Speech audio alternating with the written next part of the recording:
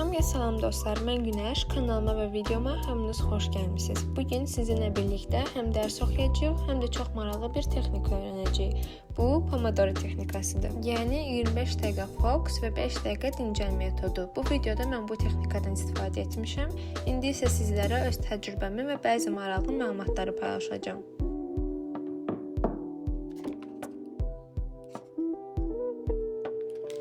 Pomodoro texnikası vaxtını daha səmərəli idarə etmək üçün sadə, amma çox güclü bir üsuldur. Əsas qayda isə budur. 25 dəqiqə heç bir yayındırıcı olmadan bir işə fokuslanırsan.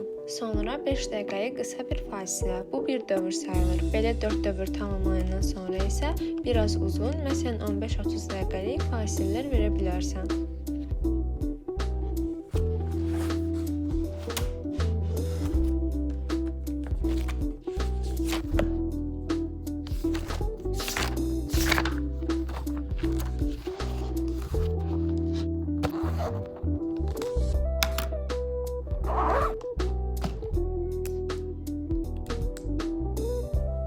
Bilirsiniz nədir? Bu üsulun adı İtalyanca Pomodoro, yəni pomidor deməkdir. Çünki ilk dəfə bir tələbə bu texnikanın mətbəx taymeri pomidor formasında olan saatlı sınavdan keçirib. 1980-ci illərdə İtalyan bir tələbə dərsə fokuslana bilmədiyini hiss edib. Sonra mətbəxdəki pomidor taymerini götürüb və 25 dəqiqəlik zaman blokları qurmağa başlayıb. Nəticədə gördüyü işin keyfiyyəti və sürəti artıb. Bu texnika isə zamanla bütün dünyada insanlar tərəfindən istifadə olunmağa başlanıb.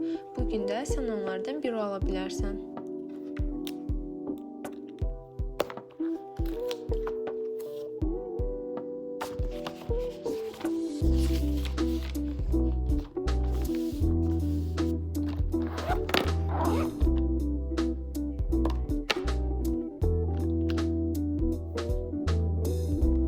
Gözəl tərəfi odur ki, bu texnika bizi təxirə salmaqdan xilas edir. 3 saat dərs oxu deyə beynimizi qorxutmaq yerinə gəl bir 25 dəqiqə sınayaq deyirik. Bu zehni yüklənmir, əksinə motivasiya verir. Fasilələr isə beynimizi təmizləyir və canlandırır. Burada şama nəsə olur. İnşallah evi yandırmasam yaxşıdır. Qorxuram buraya. Bu niyə belə üstü verir ki? Altında da bu kağız materialdır. Kartonda bu yanır görəsən.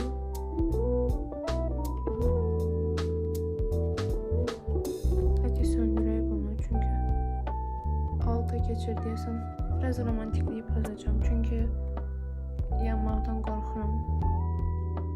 Oy, özü söndü. Mən söndürmədim. İpi bitdi və özü söndü. Buraya qədər imiş. Bütün romantikliyim bitdi. Neyse, başlayacağım.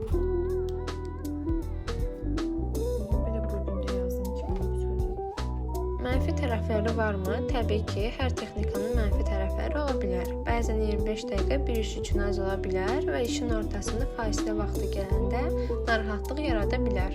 Ya da kənardan tez-tez kəsilən bir mühitdə bu texnika çox uyğun olmaya bilər. Amma yaxşı tərəfi budur ki, bu metodu öz tempinə uyğunlaşdıra bilərsən. Məsələn, 50 dəqiqə işləyib 10 dəqiqə fasilə verənlər də var. Qaydanı sən seçirsən.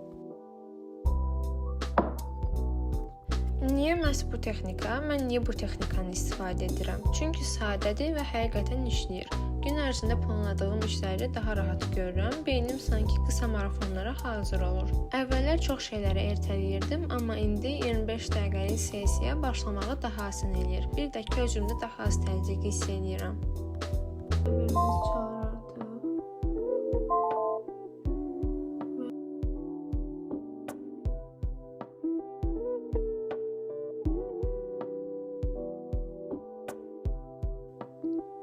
İndi isə qrammer test axtarıram bir təkrarlamaq üçün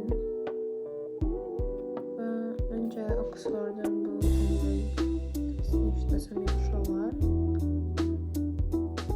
Baxaq necə sorundu bu. 40 sualdan ibarətdir. İnanmıram ki, bunu mən çatdıra bileyim. 25 dəqiqə ərzində uzağı biraz artıq dərs oxuyub biraz daha çox fasilə verə bilərəm deyə düşünürəm və başlayıram buna. Başlamaq üçün heç nəyə ehtiyac yoxdur. Sadəcə bir taymer. Telefonundakı saatdan da istifadə edə bilərsən və yaxud da ekranda gördüyün maraqlı, oyun tipli Pomodoro tətbiqlərini də istifadə etmək üçün açıqlamada qoyduğum linklərə daxil ola bilərsən.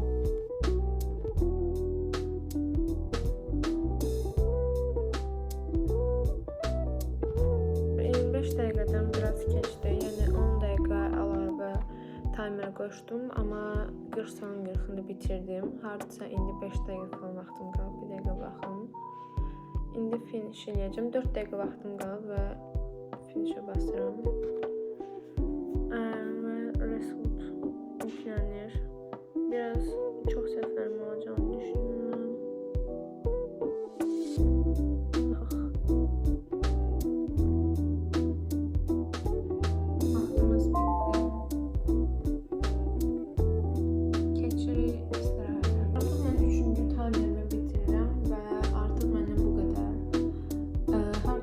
Birinci 35 və 25.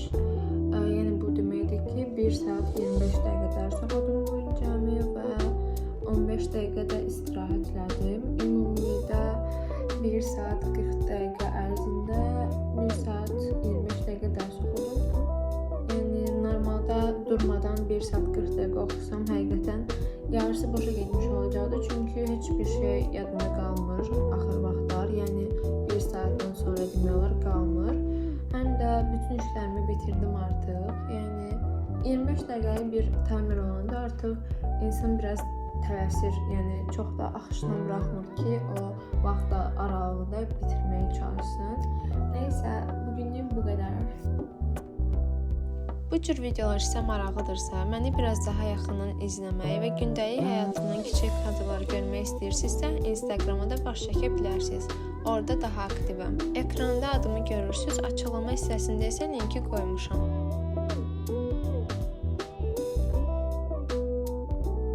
Əgər bu videolar sizə faydalı oldusa, bunu hiss etdirmənin ən gözəl yolu bəyənmək və rəy yazmaqdır. Rəylərdə mənimlə Pomodoro texnikasını sınaqdan keçirib-keçirmədiyinizi yazsanız çox sevinərəm. Əgər bu tip videolar sizin üçün maraqlıdırsa, kanala abunə olun ki, növbəti faydalı videoları qaçırmayasınız.